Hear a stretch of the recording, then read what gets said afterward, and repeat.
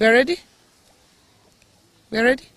Okay. So good morning, ladies and gentlemen of the press. With me here are leaders of the Orange Democratic Movement. We have our MP for Mathare, Honorable Loch. We have our MP for Nyando, Honorable Jared Okelo. We have the Speaker of the County Assembly of Kisumu, the leadership of the County Assembly of the Kisumu, Majority Leader and the Whip, several members of the county assemblies, party officials from across the counties. And I also have apologies of Professor Peter Nyang'nyong, Governor of Kisumu, who is currently in Nairobi on a different assignment. And we'd like to make a statement on yesterday's very callous remarks by Governor of Nyeri, Mutahi Kahiga.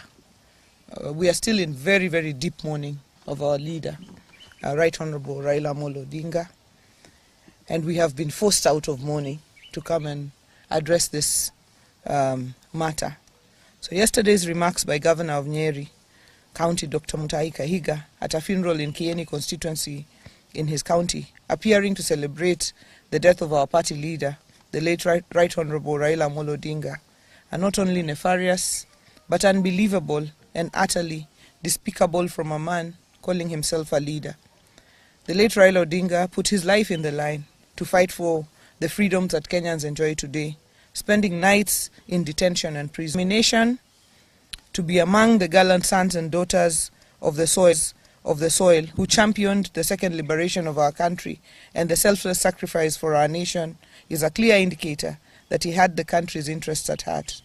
During his time, the late Odinga believed in a Kenya where everyone enjoyed the freedom of speech and democracy and fought for stronger devolution, equity and equality for all, regardless of where you come from, and a united Kenya. For someone of Governor Kahiga's caliber, who is a beneficiary of Raila's sweat, scars and tears, to make such derogatory remarks of a man who spent most of his life fighting for change in this country is disgraceful and shameful.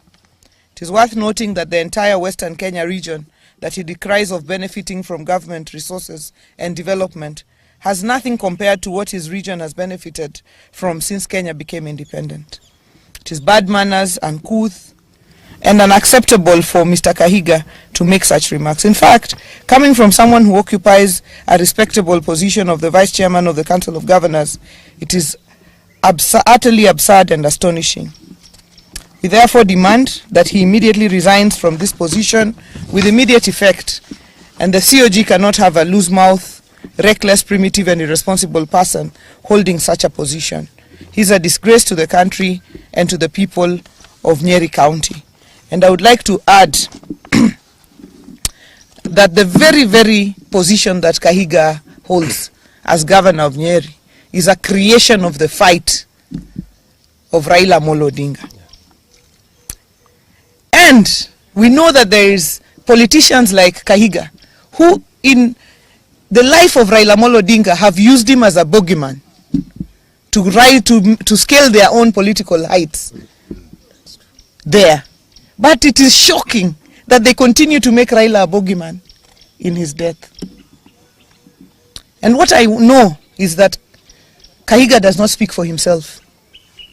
Kahiga is the spokesperson of Rigathi Gachagua.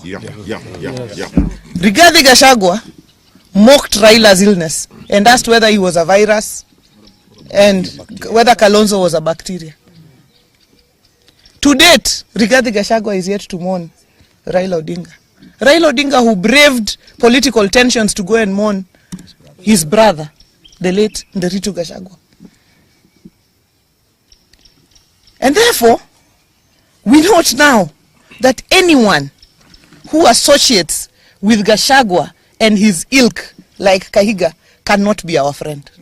The line is drawn. Yes. Any person who associates with Gachagua, Kahiga, they cannot be our friends. Yes. Whether they are in our party or outside our party. Yes. Kahiga has drawn the line. Yes. To